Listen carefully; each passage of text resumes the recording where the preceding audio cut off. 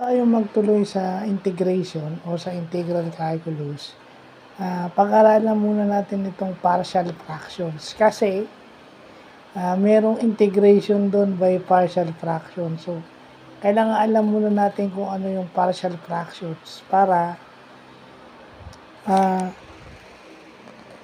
maintindihan natin kung paano mag-integrate ng partial fractions. Well, partial fractions is a decomposition functions of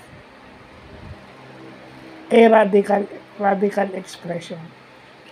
So, ibig sabihin, pag yung, di ba meron tayong combining radical expressions, combining rational expressions, Meron tayong combining of rational expressions. Pero pag dinecompose natin yun o pinaghiwa-hiwalay natin, yung tawag sa dalawang term na yun, partial fractions. So, ito na yung ating ginagawa ngayon. Bago tayo mag-integrate ng partial fractions, dapat alam muna natin kung ano yung partial fractions mismo. So, hindi ko lang alam siguro baka hindi na namin to inabot.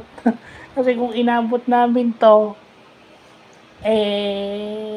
malamang si Jeffrey Pasag baksak na naman dito.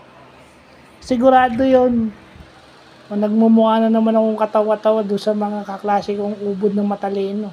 Hindi ko naman nilalahat kasi iba nangongopya din. Kala mo naman magagaling sila. Nangongopya rin naman sila. At meron din naman akong nangongopya ng pakonti-konti. But hindi naman all the time.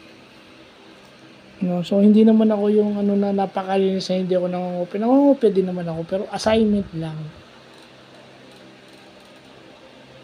So, yun. So, ito partial fractions para matutunan natin paano mag-integrate ng partial fraction. So, isa ito sa pa-birthday ko sa sarili ko.